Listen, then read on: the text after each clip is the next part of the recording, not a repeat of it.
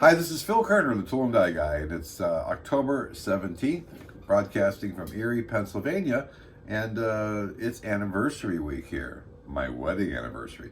You know, I was going to get my wife something expensive this year, and then I realized, what am I doing, right? She gets this every day. So I'm going to put that in a card, and I'll let you know how that worked out for me. Okay, just stay tuned. Number two, if you notice here, I've got this amazing wooden model here. Be careful here. 1938 Chris Craft. Hand built probably back in the 60s, early 70s. And the reason I ended up with this beautiful piece is, as you know, I got my real estate license. And the first client I had, lovely older lady. When I say older, yes, there are things older than me. Rocks, the redwoods, oceans, and this lady. So I noticed this when I was going through the house, and I said, what are you going to do with that? And she's like, you know, you can have it if you sell the house. And I'm thinking, instead of my commission. So eventually I sold the house, and she gave me this beautiful Chris Craft. And I did restore a few things. I wiped it all down, gave it a little coat of polish, found the new propeller for it online and the flags. But it's kind of turning into the leg lamp here at the Tool and Die Guy house. I come home, and it's been moved around. You know the leg lamp, A Christmas Story? Yeah. I'm afraid I'm going to come home someday, and it's going to be laying there in 1,000 pieces, and the Queen's going to say, I don't know what happened. It just leaped off the table. So I've got it down here for now, this beautiful piece of work, because I don't have enough stuff in my studio. Finally, just so you know, a reminder, I keep a really good record of the trade at toolanddieguy.com, and I've got these great charts and vintage posters. Check it out. They're a really nice addition to your workspace. I worked really hard on these for years. It's a nice addition to over your bench, you know, over the bed in the bedroom. I know the Queen really likes that. You know, she loves a decimal equivalent chart. It's pretty sexy. And let's see here. Lastly, I've got a few lessons for you tonight in the shop. First, we're going to go through a very simple thing that, again, most of you guys that watch this probably already know, but the newbies need it. And the second one is a little part, kind of a weird deal that came my way, and how I attacked it. As I always say, my way isn't the only way. This is how I did it, and with the benefit of 45 years experience, it worked for me. You might have a better idea, so I don't need the haters here, okay? If you have a better idea, send us to your YouTube channel so we can watch it. All right, so enjoy this little presentation. We'll see you when it's done. All right, live from the shop floor here, a quick lesson in parallels today. See these parallels in here? They snap in, all right? Kind of expensive set from Torex. The jaws and the parallel sets that snap in, but they're nice because when you pull the part out and you go to blow off your parallels for the next part, they don't blow away, all right? That's nice. The only issue I have with these parallels, I have several sets. The lowest height I can get is 3/4 of an inch, right? Well, in this setup, I needed a 1/2 inch parallel. And this is that old type that we all bought or made back in the day. The only issue with those is when you blow off the vise, the parallels can blow away, which just gets old after a while. So what do we have here? So 1/2 inch parallel. It's not moving. Is it magic? Is it magic? It's not magic.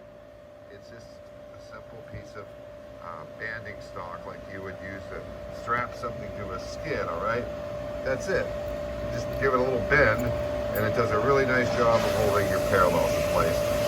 Not rocket science. You may have seen this tip before, but I thought I'd share it again in real time to show you how it works.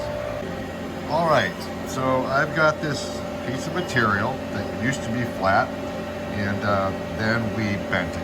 We can do things like that here. That's a pretty violent process there, right? It's a nice big bend on a 1/2 inch piece of material.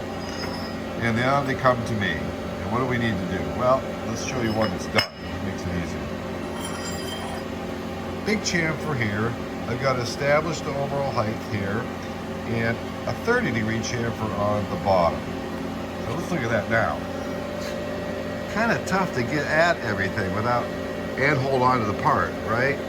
Yeah, it's a lot of fun, believe me. So the first couple I did I just kind of made something up, right? I held them in the vise like this, and then I held them in the vise like that. It wasn't very efficient, but they just needed two to prove out parts were gonna work. So then they showed up at 150. All right, right. So now I have to figure out a better way to do this, and to add to the drama here. There's rights and lefts. All right. So simple fixture that we came up with to hold these in. So let me show you what this looks like. Okay. So let's get one that's done. One that's not done. And here you go. So what I want to show you first are these little clamps called pit bull clamps. They're spring loaded, okay, and they're pretty darn powerful. Here's how we did this, all right? So that was done.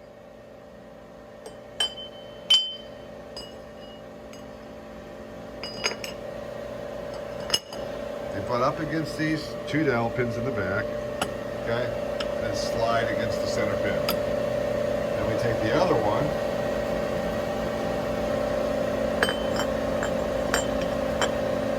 which is finished, so, okay. And then we just rotate the clamps over it.